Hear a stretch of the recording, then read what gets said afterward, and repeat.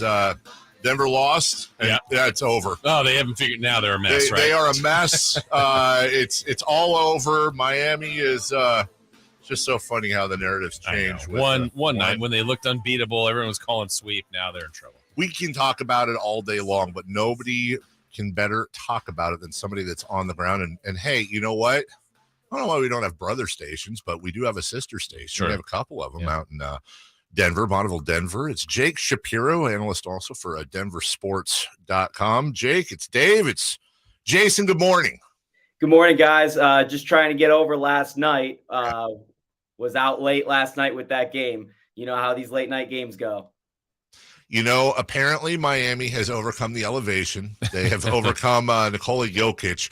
Eric Spoelstra, let's start here. He shut down, we think it was Ramona Shelburne. Not sure if you saw this last night.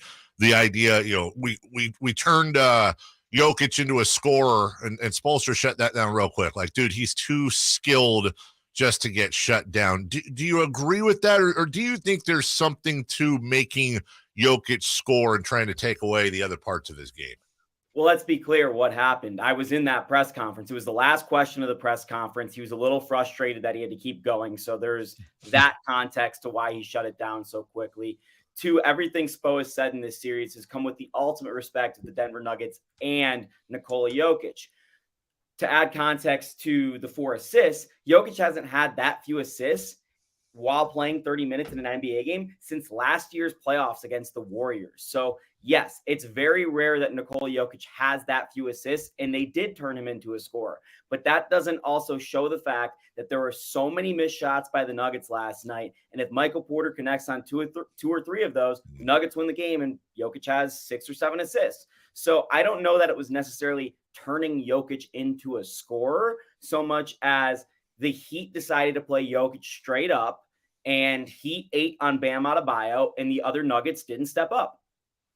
Yeah, and I'm thinking, Jay, you know, as we watch it, obviously that's the game they won. I thought Miami was competing in game 1, but it didn't feel like they were ever going to win. So going forward, don't you think Miami's going to try to do more of the same? And I'm not saying they can have the same success, but don't you think of the routes, it's to try to make Jokic score more than give out assists? Yeah, and it's getting physical into him, not even contesting just shots, but contesting passes. There were some strangely off-the-mark Jokic passes last night. Not necessarily bad passes, but just not into the shooting pockets of guys as well. But we're talking about offense, guys, with the Nuggets. They still had 120 offensive rating. The thing that the Heat did very well last night was slowing down the game. It wasn't necessarily slowing the Nuggets offense. There's a huge gap in talent between these two teams, but the fewer the possessions there are in the game, the less that gap gets to shine out. So if the Heat can continue to slow down the game, except when they really get out and transition and run, they're going to have a chance in this series. But the Nuggets are banking on the Heat aren't going to shoot 50% from 3 continuously. However, they have done that, now 5-6 times in the playoffs? Mm-hmm. Jake Shapiro from our sister station in Bonneville, denversports.com, joining us. I want to throw you a curveball, but I know it's a curveball you can hit here. I think it's Denver being in the finals, and you got a lot of people in Sacramento pulling for Denver, by the way, especially because of Michael Malone. Denver being in the finals is uncovering what I think is one of the more underrated stories in the NBA, and it's boring to some, but for the business of basketball, it's huge. I know we want everyone to listen to games on the radio, of course, all of us, but people do like watching them on TV. Do your best, if you could, to kind of give us a quick hit on the TV situation in Denver and how unbelievable it is. I think I read a figure, Jake, something like 80% of Denver folks, because of altitude and Comcast's fight, aren't able to watch a lot of Denver games, most Denver games. So the Colorado Avalanche, Denver Nuggets, Colorado Rapids, our MLS team, and our MLL team, the Colorado Mammoth, are all owned by Kroenke Sports and Entertainment, which is also the owner of the Los Angeles Rams and Arsenal. Huge conglomerate. They own the RSN out here called Altitude TV. So everything that's Nuggets content, Avs content goes through Altitude TV. 92% of Denver has Comcast. It is by far and away the largest cable provider. And since 2019, the summer of 2019, Comcast and Altitude have not been able to come to terms on a carrier price. So a large portion of Denver has been blacked out of Nuggets games and Avs games, who won a Stanley Cup last year. And the Rapids were really good in 2021. So they have not been able to watch their teams. So like for me, for instance, who watches all these games, I have ESPN Plus and NBA TV, and I'm putting myself in a VPN in Sacramento so I can watch these games to get around the geolock. A lot of my friends are watching these games on illegal streams. There are some solutions where you can watch on Fubo or stuff, but if you're paying for Fubo, you also have to pay for Comcast because then you don't get the national games on TNT and ESPN. So essentially, being a Denver sports fan right now is very challenging because of the TV situation. So the easiest thing to do is just go to the games. But because the teams have gotten so good, it's hard to get a ticket to these games. Just a quick follow, because that's crazy. Fascinating. And I saw Adam Silver comment on it. So I hope a lot of Denver fans are like, okay, finally someone's flipping paying attention to this whole thing. Just dumb question, Jake, but YouTube TV, for example, is that an option for you guys or no? No, it doesn't have an agreement with Altitude. Wow. Man. Imagine and the team they've had, but specifically this year. Imagine if the Kings. Right. It would kill us here. There would be like not literal riots, but really loud angers. Yeah. Go ahead. Jake, on that front, we've known every time we've ever been to Denver, that area, general area, it's Broncos. You mentioned the Avalanche. They've been successful. Nuggets have been good, certainly really good. And now here's their first trip to the finals, and then you even have the Rockies. It's a great sports town. Where do the Nuggets fit in? I guess, and is it now they're the hottest thing because they are in the finals? The Broncos are like the mountains we have here in Colorado in terms of popularity. The Nuggets are like the mountains that are in, I don't know, South Carolina in terms of popularity. And I guess the Rockies would be like the mountains you guys have out in California. It's night and day. Even throughout the course of the finals, you turn into our station and, I get it. People are Broncos fans. We're talking primarily Broncos. It's like 50-50 now, Broncos and Nuggets. They're just so far and away. And I was at an NBA party last night. I was talking to some media folk and people who've been to a lot more finals than I have. And they're talking about, the atmosphere once you get into the building and Ball Arena is great. And I can attest to it. It's been fantastic. But it's not like they've painted the town blue and gold. It's not like when you step off the plane, that the Nuggets are in the NBA Finals. This is by far and away, and I grew up a Nuggets fan, the most excited I've ever seen this fan base in this town for the Nuggets. And it still doesn't even shed a candle or, come close to where we were just last year for the Colorado Avalanche.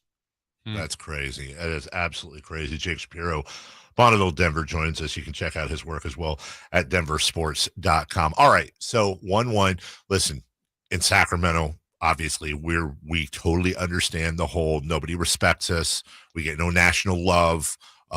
We also understand the whole waiting for the other shoe to drop. Denver's obviously been a much more successful basketball franchise over the years.